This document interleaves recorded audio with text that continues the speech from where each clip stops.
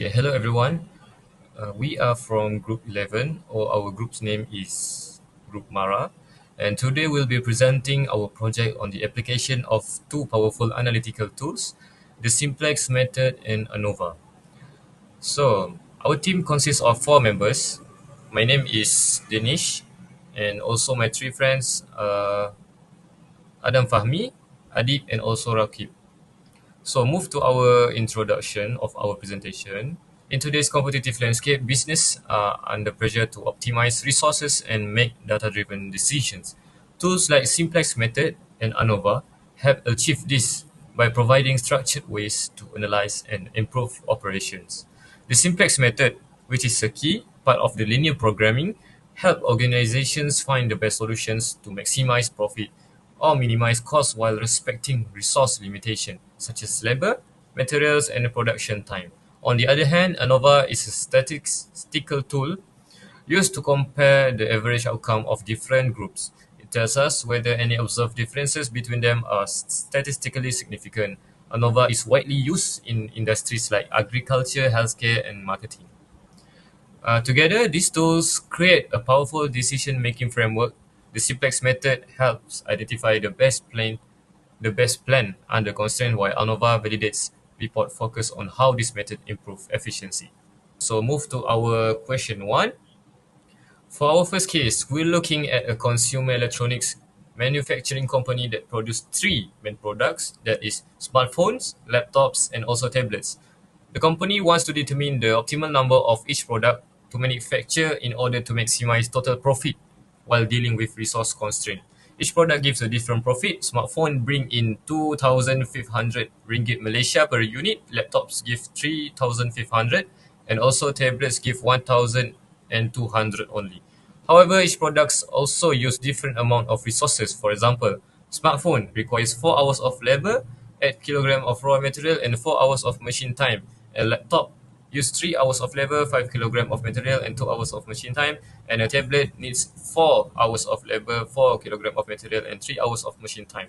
The company has limited resources, 800 labor hours, 1,000 kilogram of raw material, and 600 machine hours. The challenge here is to maximize profit without exceeding any of these limits. So move to our methodology for this question. I give this to Adam Fahmi. Thank you. Hi, Assalamualaikum. My name is Muhammad Adam bin Fahmi, and I'm going to explain further on the methodology for this first question, which is simplex. The main application that we use is Microsoft Excel because it offers numerical calculation with proper table for this simplex iteration. By going through step-by-step progress using Microsoft Excel, the goal of this question is to maximize profit from producing three products, which is smartphone, laptops, and tablets. And for this question, our group opted to use two approaches. One is the same manual technique, while the other one uses the programmable software in Microsoft Excel. The first method, simplex method using formulations, or for simple terms is manual method. The first is problem formulation. This step involves defining the decision variables, which is X for smartphones, Y laptops, Z tablets. And of course, the objective function is to maximize profit, which is the letter P. And then this subject to the following constraint into inequalities for each resources, which is labor hours, raw materials, machine time, and the non-negativity, which is not more than 0. And the second step is formation, which is selects variable introduced to convert inequalities into equation. And this transforms the system into standard form suitable for the simplex table. And the third step is the table construction. The initial simplex table is constructed as shown in table 1 using the coefficients from constraints and objective function, whereby each row represents a constraint and the last row represents the profit function. The fourth step is iterative simplex procedure. In this step, the simplex method is applied iteratively, which is we identify the pivot column that contains the most negative value in the objective row. In this case, negative 300, negative 3,500, hence highlighted in green. And then identify the pivot row using the minimum ratio rule, which is we divide the solution into respective pivot column until we repeat this operation until there are no more negative values in the objective row, indicating an optimal solution has been reached. And then solution interpretation. As the final table is obtained, the value of X, Y, Z represent the optimal production quantities for smartphone, laptops, and tablets respectively. And of course, the value of P will represent the maximum achievable profit under the given constraints, which is 700,000 ringgit. And the units produced for laptops is 200. And the second method, using simulation. The first step is to set up the spreadsheet layout. Highlighted in green, which is the objectives, and variables in beige. As shown in figure 1 above, you can see the values for total profit and units to be made is 0 because this is yet to be simulated. So the second step is to set up the solver add-in. Go to the data window, click solver, and if it's not visible, you can enable it by clicking File, Options, Add-ins, Manage Excel Add-ins, and take Solver Add-ins. Next, select the cell used for objective. In this case, total profit, which our group uses cell C9. And don't forget to set it to max.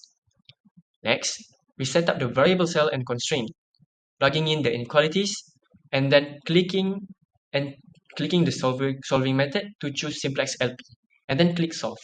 By clicking solve, the output will appear after clicking solving, which you can see in the total profit above, 700, and units to be made for laptop is 200. For results and interpretation, as the result shows that the total profit for the manual simplex calculation aligns with the simulation, and this indicates that we achieve the correct output, the correct value for both methods. Upon simulating, a sensitivity report will appear at the window in the Excel. And in the final value column, it shows that the actual usage for each resources. For example, for the labor, 600 hours is used out of 800 available. Same goes to the raw materials and machine time. Hence, shown in the allowable decrease column, optimization of reducing the resources can be done to ensure efficiency in obtaining maximum profit of 700,000.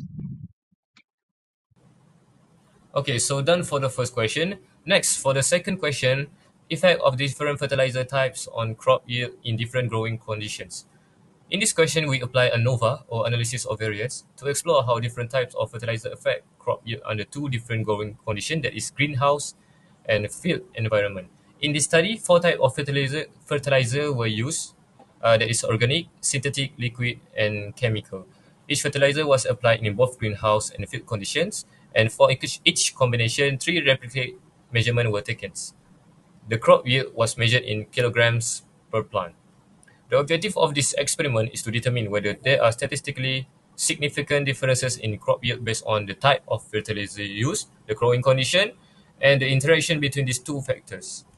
Okay, to analyze this, we use a two-way ANOVA, which help us compare the means across multiple groups and examine whether any of the differences are due to actual effect or just random variation. And using a significance level of A equal to 0.05, ANOVA will help to identify whether different fertilizer types produce different yields or whether growing condition influence results. Okay, so next we go to the methodology. Bismillahirrahmanirrahim. Okay, next we go to the methodology part of question 2, which is ANOVA. So in this question, we want to determine whether the type of fertilizer and growing conditions affects the crop yields. So our group use Microsoft Excel to run the ANOVA analysis and find the correct hypothesis. So first thing first,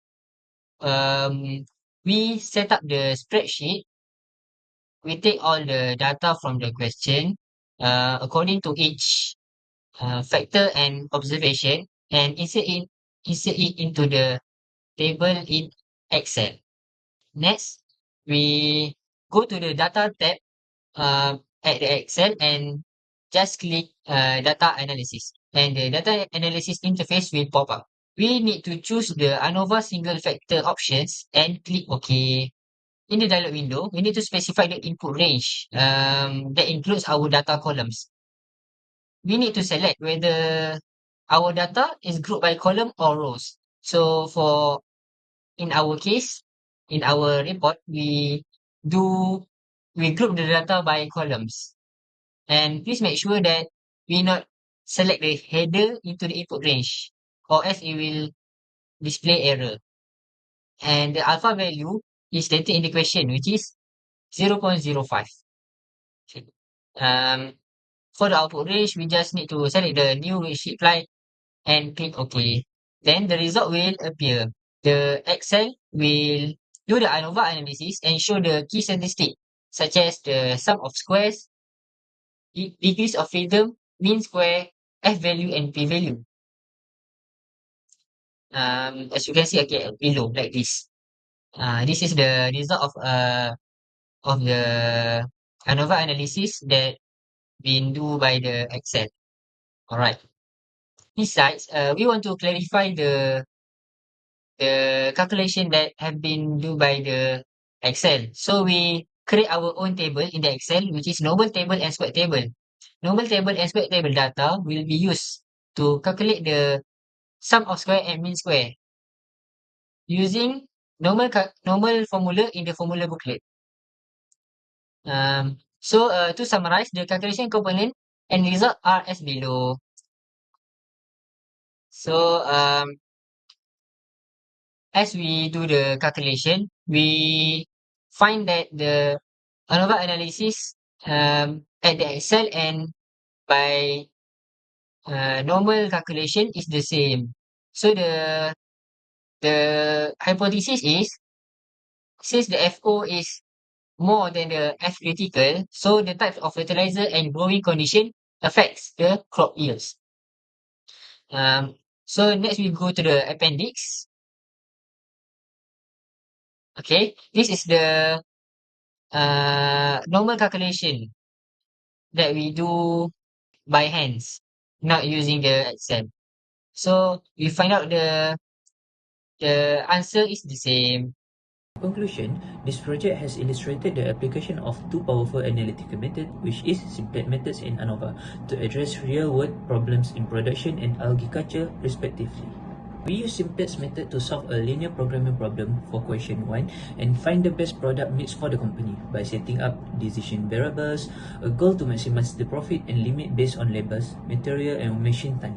We found the most profitable combination of smartphone, laptops and tablet. For the question 2, we use a two-way ANOVA to study how to fertilizer type and growing condition affect crop yield. This helps us see if some fertilizers work better in certain environments and if the two factors influence each other.